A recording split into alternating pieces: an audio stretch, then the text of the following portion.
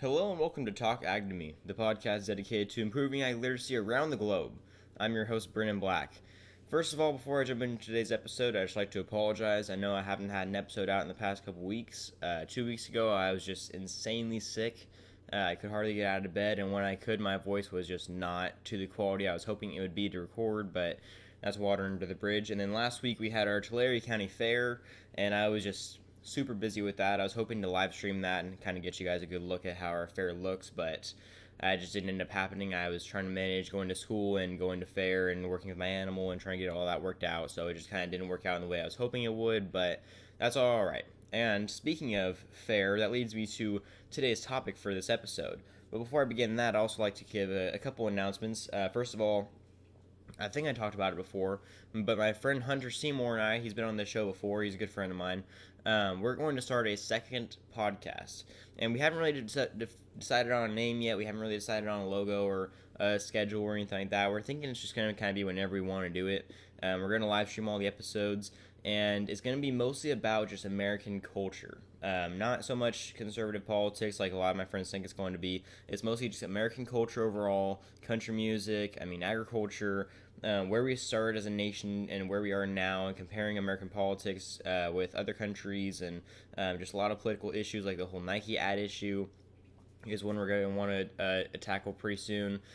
So yeah, make sure you guys look out for that. I'll be posting about it pretty much as soon as we have all the information ready for it and Hunter and I are able to actually record. So that's something to look forward to, but that's going to be hopefully within the next week or two, and yeah, I'll keep you guys up to date. So getting into today's topic for this episode, it's going to be about county fairs. I figured it'd be kind of fitting to do considering we just came back from our county fair. I was going to try to have this episode out the week before fair, that way we have the episode for fair, and then we have a live stream of fair, but like I said, it just didn't work out that way, so I just already had the script typed up for this one. I'm just going to go into it, and we're going to do county fairs because this is a really interesting topic. It's one I think you guys will like, and it's one that I think is a pretty good one. So starting with the history of county fairs, fairs actually started as a celebration of agriculture. And what's kind of funny about that is typically when you think of a fair, sure, you think about the animals and you think about the exhibits and you think about the, maybe if you go to Tulare County Fair, you think about the butter cow, but most of the time people think of rides, they think of bands, they think of performances, they don't really think of ag when they think of fairs. But yeah, fairs started as agricultural celebrations. They were ag fairs, agricultural fairs. And the term agricultural fair is actually based in Latin, as most things are, and the word agricola is Latin for farmer.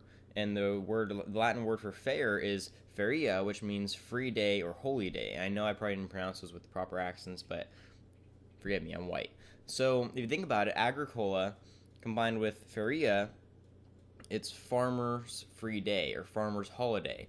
And so a fair was meant to be as kind of a way for farmers to kind of take a day off and just go and celebrate the product of their toil and just kind of be able to see all the different products that the different farmers from the area, from the community, are growing and their different methods of doing so. And so it kind of just started as just this big celebration of agriculture and religion, and is very centered around those two things. It's just people's beliefs and their practices and their daily tasks with their agricultural production. And so over time, fairs kind of escalated from this center of agriculture to more of a focus on education, entertainment, competition. It just kind of really they took advantage of the agricultural center here and used it to teach kids about just all things agriculture, and they use it for entertainment purposes because now we have competitions and shows, and we have concerts, we have rides, and just it started to kind of grow as more of a community thing rather than just a farmer thing, which way back in the day, the farmer thing was the community thing because everyone in the community was all farmers, but things have definitely changed since then. The first agricultural fair to actually ever be held in North America was in Windsor, Nova Scotia in 1765, and that fair actually still holds up today. Well, not today, but whenever it actually holds up, it still continues to this day, to this year. If you went to Nova Scotia, if you went to Windsor, you would still be able to go to that fair whenever it's going. And I think that's awesome. I would love to go to that fair just to see how different it is than our fairs here, because it's in a different area and it's just, it's such an old fair. I'd like to see how much of it they still retain and how much of it they've changed. And I think it'd be just a really cool experience to check out. So, and as opposed to that, the first American fair was in Pittsfield, Massachusetts in 1807. It was founded by a guy named Franklin Watson, and this became known as the Berkshire County Fair. So this is the first ever county fair, the fair that we're all familiar with. So you could probably still go to the Berkshire County Fair in Massachusetts, and I'd be willing to bet that a lot of it's pretty similar to how it started, but maybe not. Maybe they changed it a lot. So it kind of, the first ever county fair was in Massachusetts, in Pittsfield, Massachusetts, and from there they kind of just started escalating a little bit more. That was in 1807. In 1841, New York organized the first ever state fair in Syracuse. And so you had the first ever state fair founded by New York, but very quickly, pretty much almost all the other states kind of joined in. They were like, hey, that sounds like a good idea. We're going to do that too. So now 47 out of 50 of the states have state fairs. And the only states that don't have state fairs are Connecticut, Rhode Island, and ironically, Massachusetts.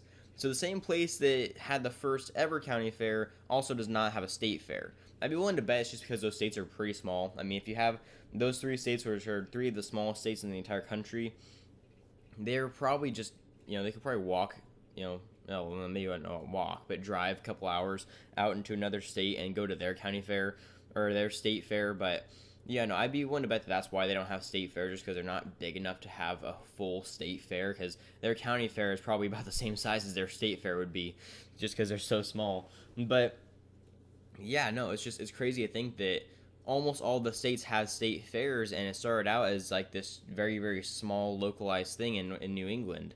And so now over 3,200 agricultural fairs are held across the United States every single year.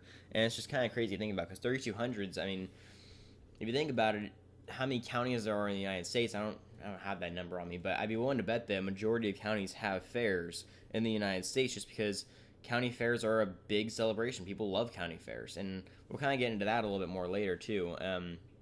But first, we're going to kind of talk about the purpose of county fairs, kind of why they were started and what they really were meant to do as comparison to what they do now.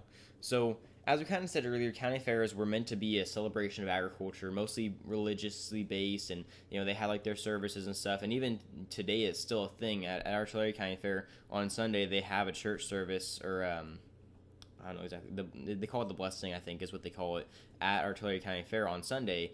And so it's like there's still that religious basis there. And so it's kind of cool to see that they kind of retain that part of the culture with it. But now, instead of just celebrating agriculture, fairs are more used as like a tool of education, entertainment, and just kind of, just they're fun. Way back in the 19th century, a lot of colleges and universities were starting schools specifically for agriculture, and that's something we're going to talk about in another episode, hopefully soon, because I love the history of agricultural education. It's so interesting to me.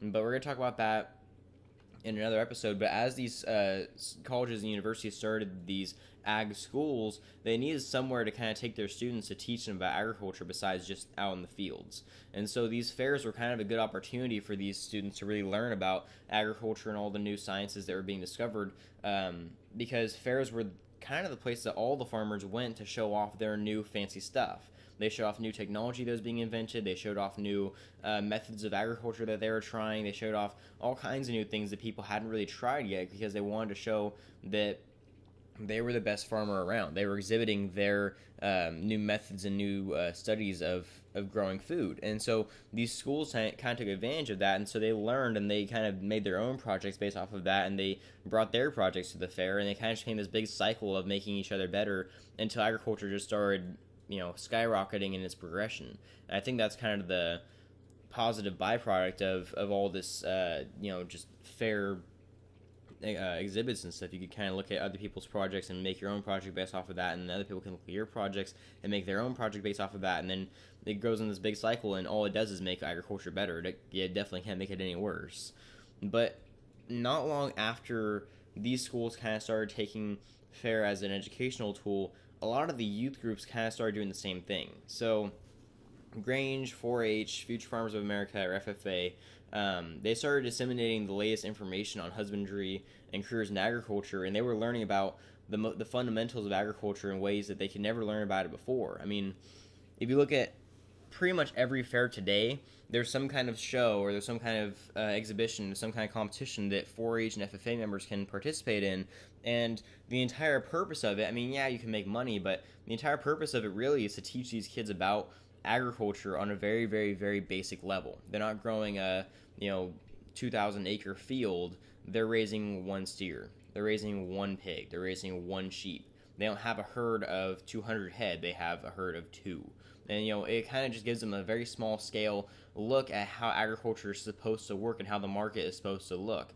And because the community is pretty cool, a lot of the time at county fairs, whenever they're doing the livestock sales, the community will kind of pitch in a lot more money than the market value in order to help the kids actually make some money on their projects. But it gives the kids a look at how an average market sale should go for their product as well. And so it's kind of just a cool opportunity for young kids and young students to kind of get hands-on experience in the agricultural industry. And that was the original purpose of fairs in the first place, is to teach people about agriculture. So it's kind of cool just to see how that aspect of it still exists, but it's evolved to a degree as well. Because now, I mean, you're still learning about agriculture, but if you're competing at fair, odds are you already know a decent amount about agriculture.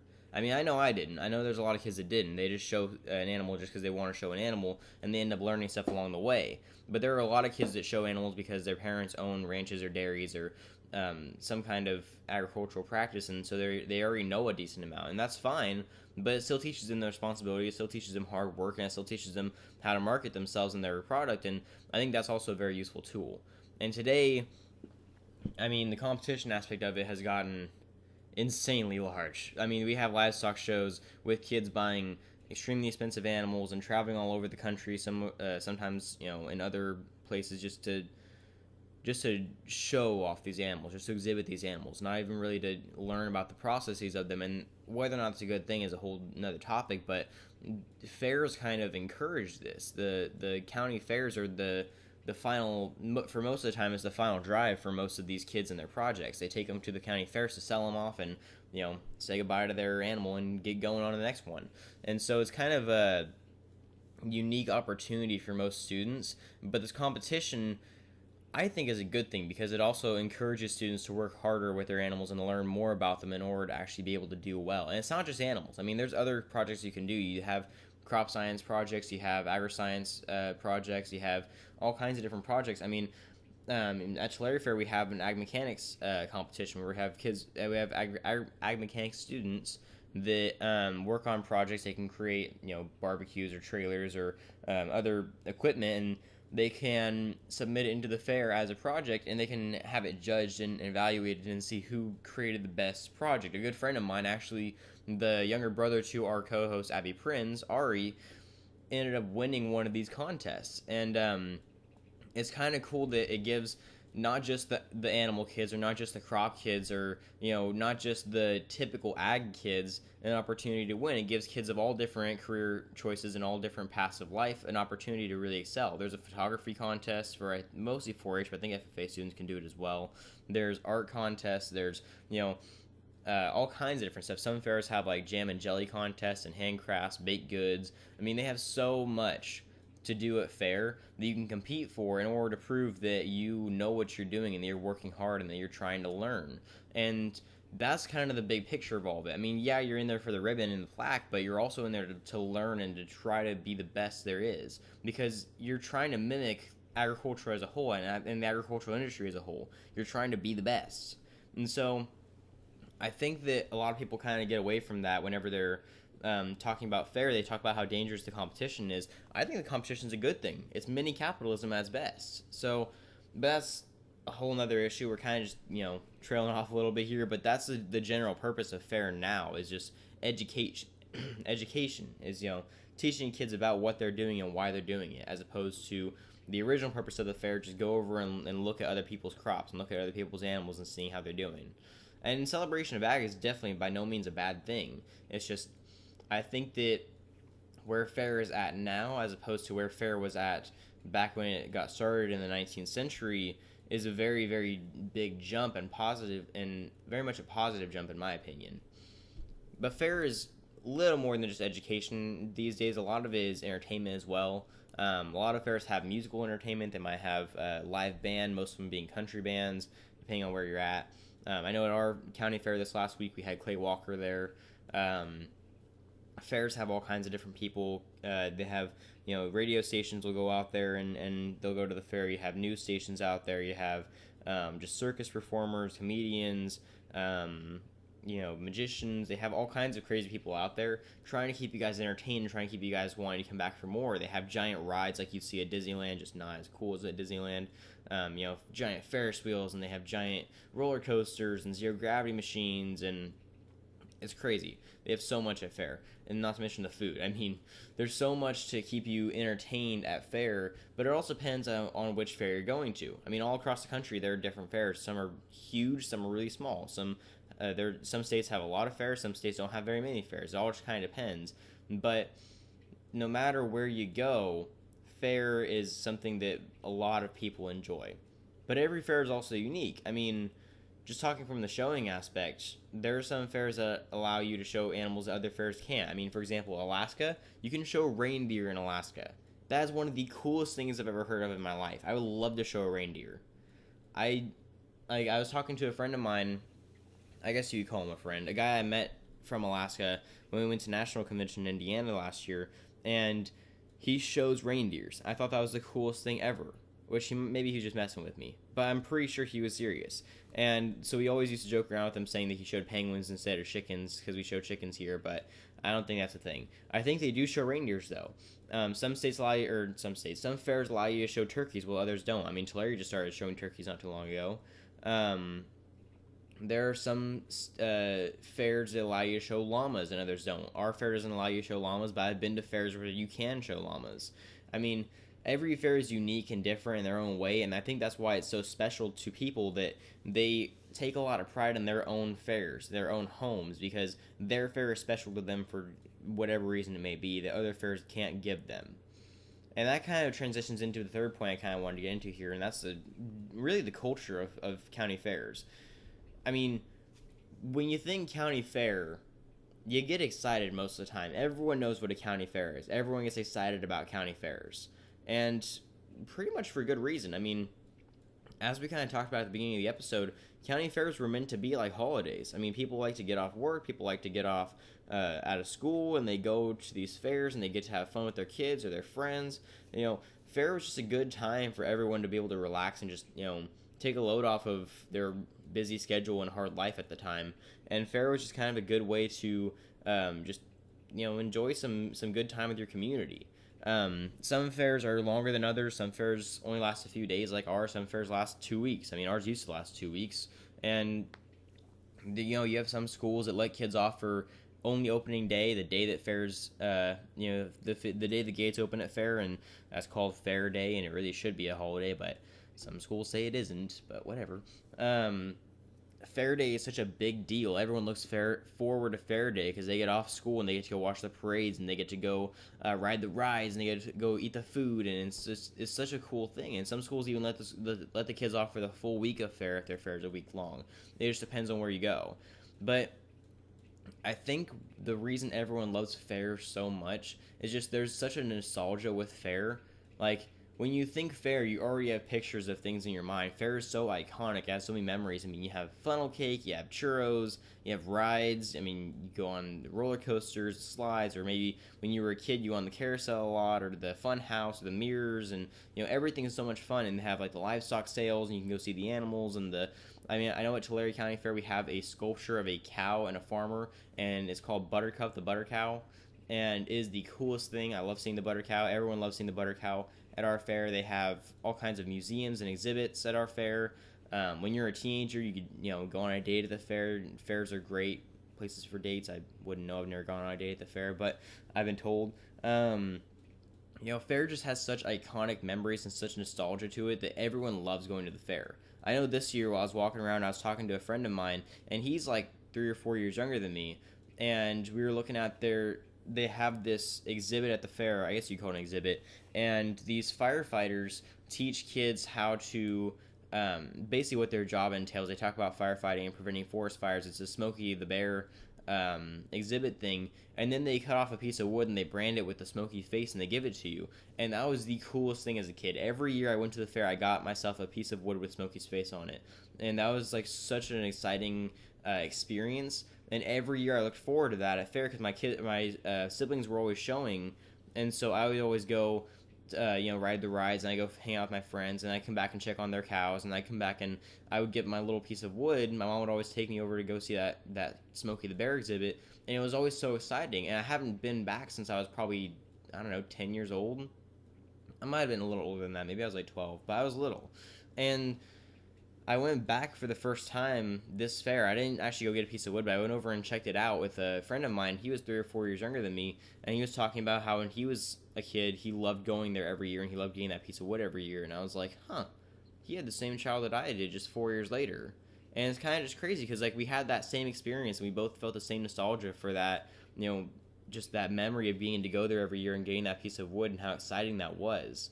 And so nostalgia is just something that people hold dear to their hearts, and fair is just something that people always love and always cherish their time at, because that's where a lot of people spend their childhood if they grew up around a fairgrounds. And people will travel pretty far to go to fairs if they really want to go. I mean, I know people that go across the state, across the country, even go to some fairs just because the fair is so cool. So I think that that's why fairs should be considered a holiday for each county. I mean, don't have a national fair day because that doesn't work because all fairs are different times of the year. But like for each county, they should have some kind of fair holiday where it's like, oh, it's fair day. You get certain people get days off of work, or certain people get days off of school, and they already kind of do that. But it should be a little bit more celebrated than I think it actually is. I think that we kind of need to get back to the roots of fair, talk about the importance of fair and the history that our country has with county fairs, and really why we started fair in the first place. It's a celebration of agriculture, a celebration of education. It's an entertainment center. It's a place where the community can kind of come together and be one for once and not fight each other. It's such a great way to unite people. Just the county fair is amazing. And so I think that it's important that we look to the future in terms of where our fair could go, but it's also important that we don't forget why we have fairs in the first place, and we don't forget those key values that fairs should reflect. Agriculture, maybe religion. I think that religion is a good one to keep around. I'm glad we keep it around, but I can understand if it's a little bit of a touchy subject to keep religion in there, especially as the world is changing. But I think that it's very, very important that we don't forget the values that we all learned as kids through going to fairs. I mean, I think that county fairs are kind of a reflection of our origins as a country, and as our origins as a society, and as our origins as agriculturalists and agricultural supporters. And maybe that's something we'll talk about on the podcast with Hunter pretty soon too. But I just think that county fairs have a very unique significance to them that we often overlook. So that being said, I think that's going to be it for today's episode. We're going to start wrapping things up here. I just kind of wanted to attack this topic before it got too late and it wasn't fair time anymore. I know that over the next couple weeks I'm going to be a little bit busy because we're going to be moving into a new house, but I'm going to be trying to get episodes out as much as possible. I'm also trying to make some phone calls so I can start getting some interviews lined out, because I'd like to bring some more people on here. That way you don't have to listen to my annoying voice all the time. But I'm hoping to have that all worked out fairly soon. So bear with me. It's a little tough to get it all worked out, but we're making it all work. We're having some technical issues, we're having some just general life issues. We've got school, we've got fair just ended, I've got to figure out something to do with my heifer, we're moving houses. We're getting it all worked out, so just be patient. I promise we'll have everything back on track, hopefully within the next week or two, and it's all going to be good. So thank you so much for tuning in. I appreciate all your support and all your patience and sticking with us for all this time. And if you're still listening, and you're awesome, and I appreciate you, make sure you tune in next week. And yeah, I think that's it. So don't forget, if you ate today, thank a farmer.